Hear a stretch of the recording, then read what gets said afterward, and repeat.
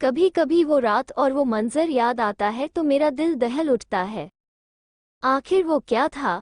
वो महज मेरा कोई ख्वाब था या हकीकत जिसे मैं आज तक भूल नहीं सका।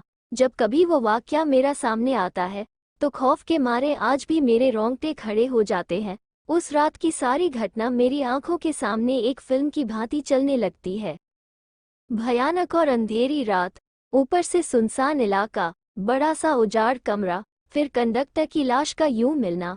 ना जाने उस रात क्या होने वाला था, लेकिन हम उस रात सच में बच गए।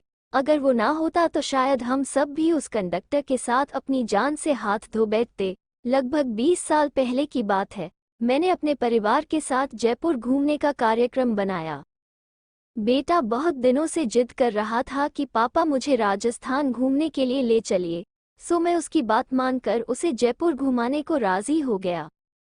मैं, मेरी पत्नी रीमा और बेटा संयम घर से जयपुर के लिए रवाना हो गए। हमने 2 दिन में पूरा जयपुर घूम लिया, लेकिन मेरे पास अभी 2 दिन की छुट्टी और भी बची थी तो मैंने सोचा क्यों ना अजमेर शरीफ भी हो आते हैं। चूंकि हमारी ये प्लानिंग अचानक हुई थी तो हमें जल्दबाजी में बस का सहारा लेना पड़ा। उस बस में और भी यात्री थे, खासकर बुजुर्गों की संख्या ज्यादा थी। हमारी जैसी केवल एक ही फैमिली थी। बस में यात्री भी कम ही थे, क्योंकि बस भी थोड़ी खजाड़ा थी, इसलिए शायद उसमें ज्यादा यात्री नहीं बैठे होंगे। करीब रात के 8 बजे बस अपने गंतव्य की ओर रवाना हो चली।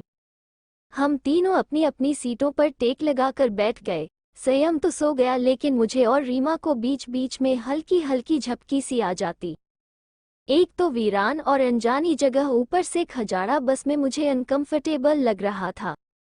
ड्राइवर को भी शायद बहुत जल्दी थी गंतव्य तक पहुंचने की, इसलिए वो भी बस को तेज रफ्तार में भगाए चला जा रहा था। अंदर से डर भी लग रहा था कि कहीं वो बस को ठोक ना दे, क्योंकि अंधेरा घना था। साथ में सुनसान सड़क के किनारे, जिन पर ना कोई घर दिख रहा था और सड़क पर भी इक्का दुक्का वाहन ही दिखाई दे रहे थे। कुछ बुजुर्गों ने ड्राइवर को टोका भी कि बस की रफ्तार जरा धीमी करो। कुछ समय तक तो उसने बस को धीमी रफ्तार में चलाया, लेकिन फिर कुछ देर के बाद उसने फिर से बस की रफ्तार बढ़ा दी। एक बुजुर्ग ने फिर से उस ड्राइवर को टोका कि बस की रफ्तार कम करो, लेकिन मना करने के बावजूद फिर से ड्राइवर ने रफ्तार बढ़ा दी। तब ड्राइवर ने जवाब दिया कि अंकल जी, जो मैं कर रहा हूँ वो बिल्कुल ठीक कर रहा हूँ। मैंने सुना है कि ये इलाका अच्छा नहीं है, बहुत ज्यादा खतरा है इस जगह, और हम इस इलाके को जितनी जल्दी पार करके आगे बढ़ जाएं उतना अच्छा। ड्राइवर की बात सुनकर सबने कहा कि चलो ठीक है। बस तेज रफ्तार से आगे बढ़ ही रही थी कि तभी एक तेज आवाज के साथ बस का थोड़ा संतुलन गड़बड़ाया और बस थोड़ी दूर बढ़ी और रुक गई। अब सब सकपका गए कि अचानक ये क्या हुआ। इतना खतरनाक इलाका और बस का रुकना, किसी का भी जी डर जाएगा। ड्राइवर ने अपनी टार्च जलाई, बस के नीचे उतरा और उसने देखा कि क्या बात है, बस को आखिर क्या हुआ, वो रुकी क्यों। कुछ देर के मुआयने के बाद उसे पता चला कि बस के पीछे ओर के दोनों पहिए पंचर हो चुके हैं और बस में एक्स्ट्रा पहिए भी नहीं हैं जिससे उसकी मरम्मत हो सके। अब क्या किया जाए, सभी सोच में पड़ गए। रेतीली अनजान जगह, अमावस की गहरी काली रात, जंगली जानवरों का डर और बस का यूं खराब हो जाना, सबके तो जैसे होश ही उड़ गए थे। अब क्या करे, क्या ना करे, किसी के कुछ भी समझ में नहीं आ रहा था। तभी कंडक्टर को थोड़ी दूर एक रोशनी दिखाई दी। उसने सबसे कहा कि देखो, वहां रोशनी दिखाई दे रही है, हो सकता है कि वहां कोई गांव हो। चलो सब वहां चलते हैं, शायद रात भर के लिए कोई सुरक्षित जगह मिल जाए। अगर एक कोठरी भी मिल गई तो तब सब वहां एक साथ बैठकर रात तो गुजार ही सकते हैं। सब कंडक्टर की बातों से सहमत हो गए। सबने अपना अपना सामान उठाया और चल पड़े उस रोशनी की ओर। जैसे ही वो सब उस रोशनी के नजदीक पहुंचे तो हमें एक बड़ी सी कोठरी दिखाई दी, जिसे देखने से लग रहा था कि वो कोई बहुत पुरानी सराय है जहां भूले भटके मुसाफिर रुकते होंगे। सब कोठरी के दरवाजे के बाहर खड़े हो गए। ड्राइवर ने हिम्मत करके दरवाजे की सांकल खटखटाई। एक बहुत ही बूढ़े व्यक्ति ने दरवाजा खोला।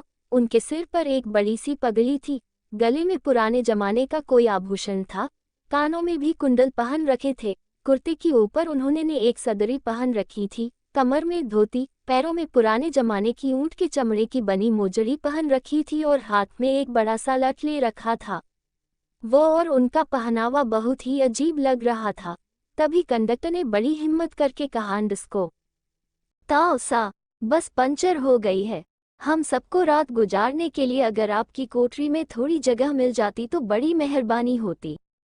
उस कोठरी के मालिक बोले, डरने की जरूरत कोई ना है, ये सराय तो मैंने भूले भटके मुसाफिरों की मदद करने के लिए बनाई है। मैं चौधरी सुमेर सिंह और महारी घरवाली धन्नो ही मुसाफिरों का ख्याल रखते हैं। आप सब लोग भीतर पधारो, जो हम दोनों से बन पड़ेगा तो आपकी मदद करेंगे। कंडक्टर बोला, बहुत बहुत धन्यवाद ताऊ सा, बड़ी मेहरबानी, जो इस अनजान जगह में आप हमारी मदद करने को राजी हो गए। चौधरी सुमेर सिंह बोले, इसमें धन्यवाद की क्या बात है, ये तो महारा फर्ज है। महारे को बहुत खुशी हुई जो आप लोग महारे यहाँ पधारे। ये रहा पानी से भरा मटका, इस बड़ी सी दलिया में पूरियां रखी हैं और उस बड़ी सी बटलोही में आलू की तरकारी होगी। ये रहे पत्तल और आप सब अपना खाना परोस लीजिए। महिलाएं धन्नो के पास चली जाए और पुरुष मेरे साथ आ जाएं। जल्दी से सब खाना खा लो और जैसे बाहर का काम निपटाना हो वो निपटा आए, क्योंकि 12 बजे के बाद कोई भी बाहर नहीं निकलेगा और ना मैं किसी को बाहर निकलने दूंगा और कोई भी इसका कारण नहीं पूछेगा। सबके पास अपनी अपनी हाथ घड़ी होगी। समय के अनुसार काम करके सोने के लिए लेट जाओ। ये रहे कंबल, सब बिछा लो। हम सब ने चौधरी सुमेर सिंह की सारी हिदायतों के अनुसार काम किया और कंबल बिछाकर लेट गए। जिनके पास अपने अपने शॉल और चादर थे वे सब ओढ़कर लेट गए। चूंकि मेरे पास ओढ़ने वाला बड़ा कंबल था इसलिए मैंने बेटे को अपने साथ सुला लिया और मेरी पत्नी औरतों के साथ अपना शॉल ओढ़कर लेट गई। चौधरी जी ने एक बार फिर सबको बाहर ना जाने की हिदायत दी और सबको सोने के लिए कहा। लगभग 12 बजे के बाद ना जाने कंडक्टर को क्या सूझी, उसे बीड़ी पीने की तलब लगी और वो बाहर जाने लगा। चौधरी जी ने उसे बहुत रोका लेकिन वो नहीं रुका।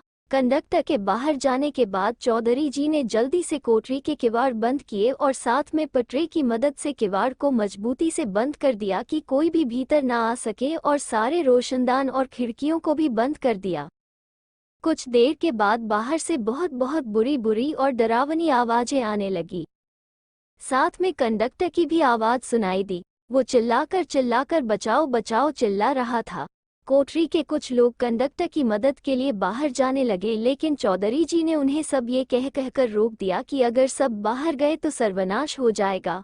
वो शैतान अगर भीतर आ गया तो हम में से कोई भी जिंदा नहीं बचेगा। सब अपनी जान के विषय में सोचकर पीछे हट गए।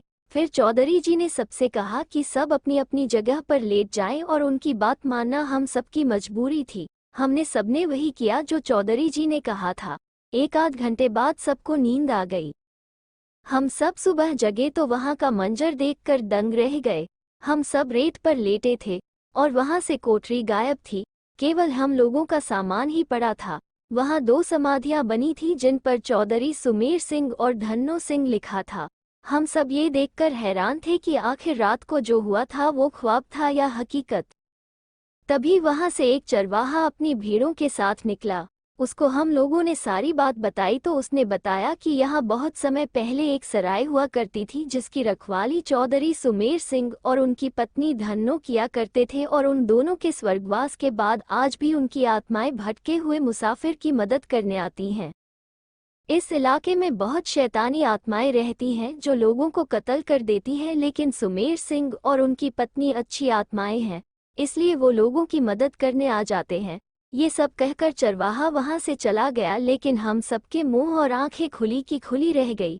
फिर हम सबने अपना अपना सामान उठाया और बस की ओर आए। देखा तो वहां कंडक्टर की लाश लहूलुहान पड़ी थी। वो सब देखकर हम सबका दिल दहल गया। थोड़ी देर के इंतजार के बाद वहां से एक दूसरी बस गुजरी और हम सब उसमें बैठकर अपने गंतव्य को रवाना हो गए। दोस्तों, कहानी पसंद आए तो कृपया चैनल को लाइक, शेयर और सब्सक्राइब करें। धन्यवाद।